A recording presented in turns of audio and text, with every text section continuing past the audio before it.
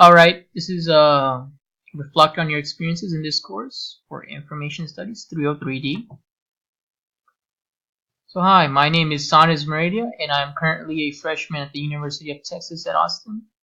My major is currently undeclared, and coming into this course, I plan on learning handy digital tools as I had stated in the initial discussion post. And I actually did. One of the most memorable of these handy digital tools is the UT box.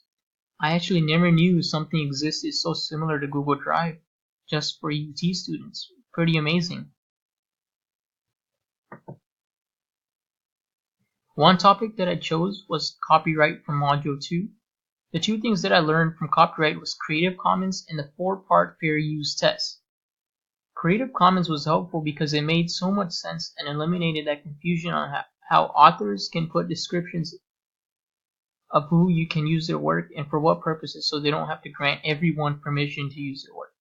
Think about how annoying it would be for having to grant, hundreds of thousands of people on a daily basis to use your information.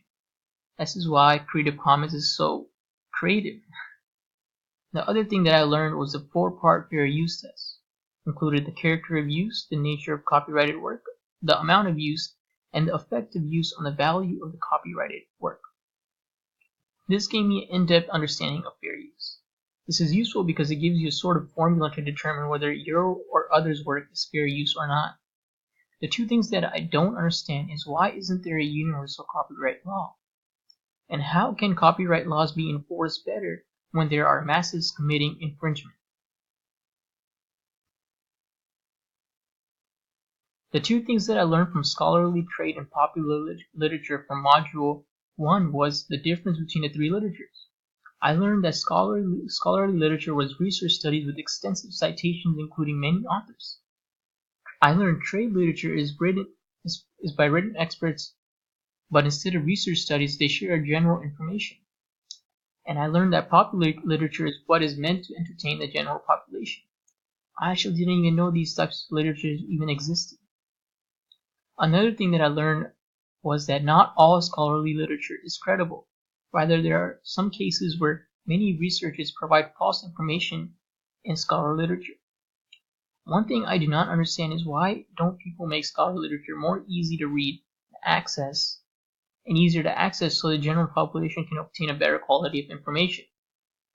Another thing I do not understand is that are there more types of literature, or are scholarly literature, trade literature, and popular literature the only types of literature? One topic I wish this class could have covered was a topic over the UT Act and a detailed review of the most advantageous functions.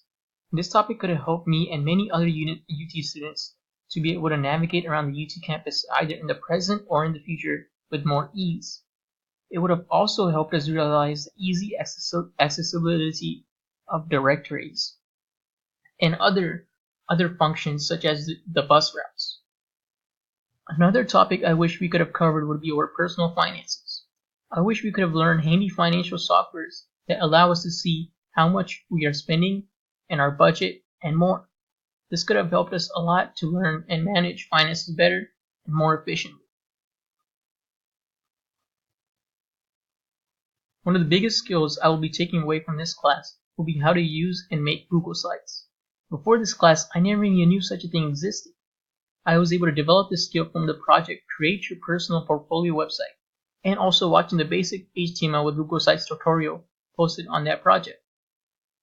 Although I have not used Google Sites outside of this class, I think this will be a very handy tool in the future, especially when creating web pages for organizations and clubs.